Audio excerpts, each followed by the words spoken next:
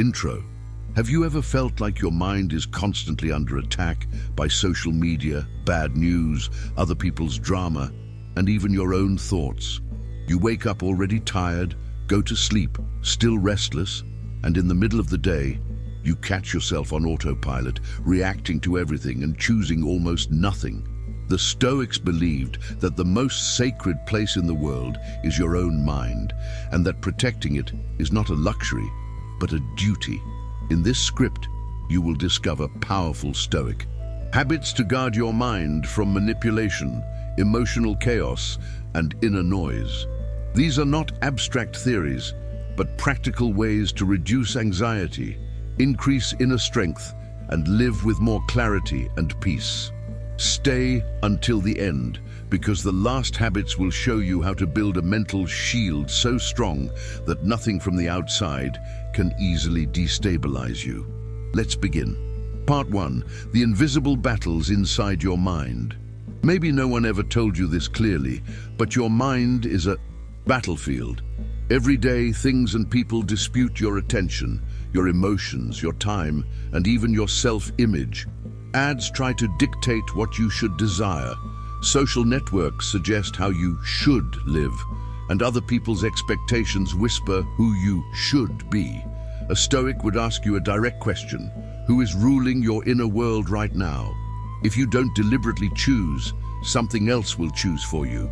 An algorithm, a frustrated person, an old fear, or a trauma disguised as, "That's just how I am." Guarding your mind means reclaiming authorship over your inner narrative. The first step is to recognize that your attention is your most valuable asset.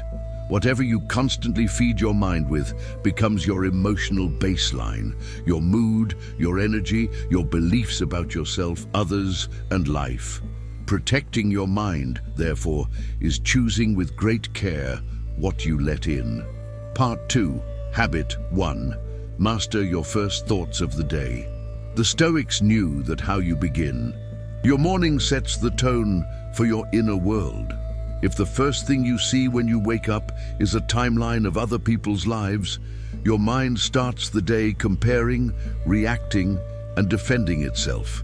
You begin in a position of weakness, not strength.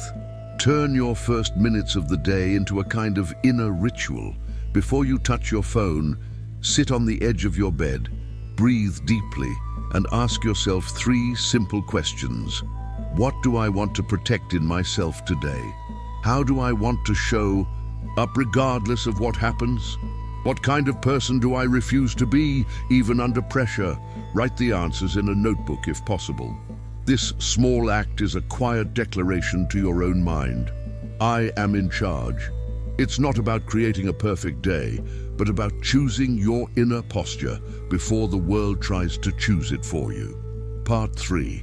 Habit 2. Filter what enters your mind. You protect your body from contaminated food, but how much contaminated information do you swallow every day? Without question, gossip, outrage, sensationalistic news, endless comparison, and emotional drama, all of this is mental junk food.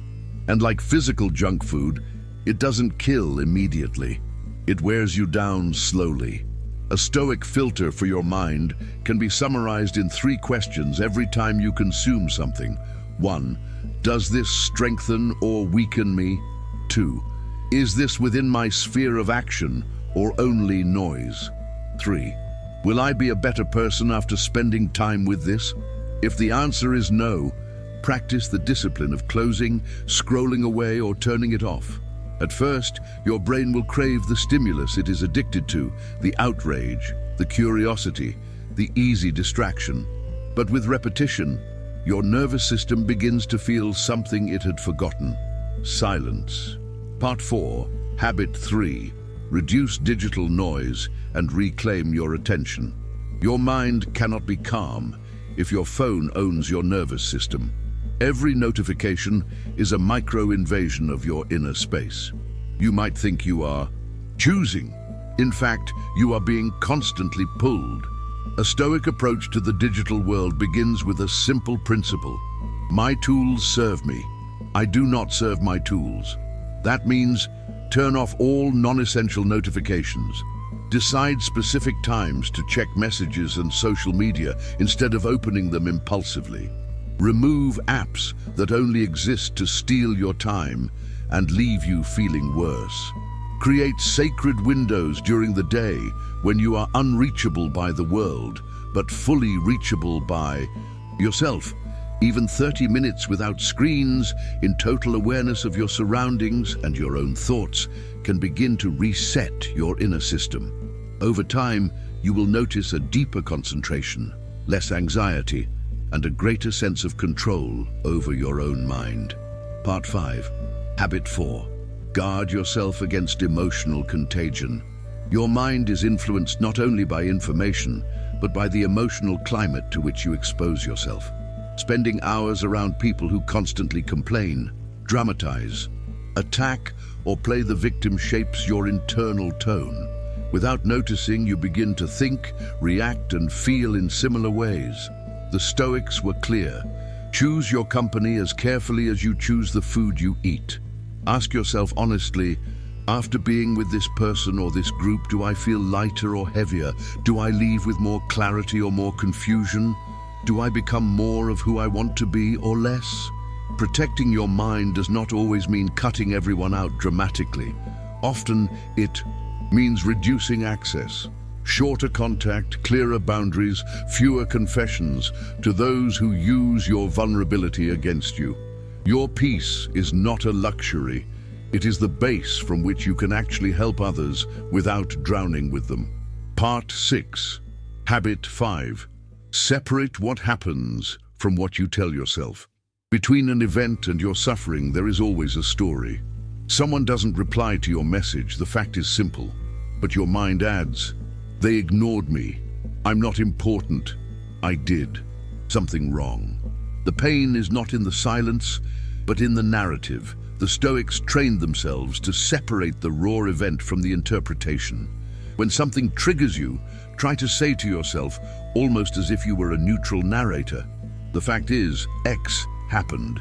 Everything else is my mind's commentary. This distance does not magically erase pain, but it prevents pain from multiplying. Practice rewriting the story with more sobriety. Instead of, everyone is against me, try some. People disagree with me, and that is part of life. Instead of I always fail, try I failed this time, which is different from being a failure. Do not lie to yourself with empty optimism. Simply stop insulting yourself with stories that are not entirely true. Part 7. Habit 6. Say no to protect your inner space. Much of your mental exhaustion comes from one simple problem. You say yes when your entire being is screaming no. You accept tasks you don't have the energy for, conversations you don't want to have, and responsibilities that are not really yours. Then you wonder why your mind feels overloaded. Guarding your mind means setting firm boundaries without guilt. A Stoic no is not aggressive. It is clear and calm. You don't need to justify excessively or tell a long story. Short phrases like, I can't commit to this right now. This is not possible for me at the moment. I understand your need, but I won't be able to help this time, are more than enough. Every time you say no to something that drains you, you say yes to your sanity. You are not being cruel. You are being responsible with the only mind you will ever have. Your peace is your duty, not a reward you receive after pleasing everyone. Part 8. Habit 7. Practice mental sobriety instead of emotional intoxication. Your mind gets intoxicated just like your body, but instead of alcohol or drugs, the poisons are rumination, excessive drama, catastrophizing, and internal arguments that never end. You replay conversations from the past, imagine tragedies in the future, and feed resentment like a pet you don't want to let die. The Stoics practiced what could be called mental sobriety. Whenever the mind tried to spin an endless story, they returned to what was objective, present, and actionable. You can imitate this by asking yourself, when you notice mental intoxication, is this thought helping me act better or just making me suffer? If this were being projected on a screen, Would it be useful to watch or just torture? If it's only torture, gently redirect your mind. Bring your attention back to your breathing, your body, or a concrete task in front of you. Not to escape reality, but to stop living inside a self-created nightmare. Part 9. Habit 8. Build a daily mental checkpoint. A guarded mind is not built in one intense moment, but in small daily reviews. The Stoics used to examine their day at night, not to punish themselves, but to learn. They asked themselves, what did I do? Well, where did I let my emotions or impulses take control? What can I do differently tomorrow? Create your own nightly mental checkpoint. Take 5 to 10 minutes without distractions and revisit your day as if you were watching a calm movie. Notice where you reacted without thinking, where you protected your mind well, and where you left it defenseless. Then choose one small improvement for the next day. This quiet practice slowly rewires your inner patterns. Your mind begins to understand that someone is watching, guiding, and adjusting the course. That someone is you, not your fear, not your ego, not your anxiety, but your most lucid self. Part 10. Habit 9. Cultivate inner stillness as a daily training. You cannot guard what is constantly agitated. To protect your mind, you need moments when it is allowed to be still, even if the world around you is noisy. Inner stillness is not the absence of sound. It is the absence of inner chaos. You don't need complicated techniques. You can sit in silence for 5 minutes, focusing only on your breathing. Walk slowly, paying attention to your steps and the sensations in your body. Drink a glass of water consciously, noticing the act from beginning to end. These small pauses are like cleaning the windows of your inner house. The external world remains the same, but your vision becomes clearer. With time, you will notice that you no longer react so quickly, no longer get tangled in every provocation, and no longer get lost in every noise.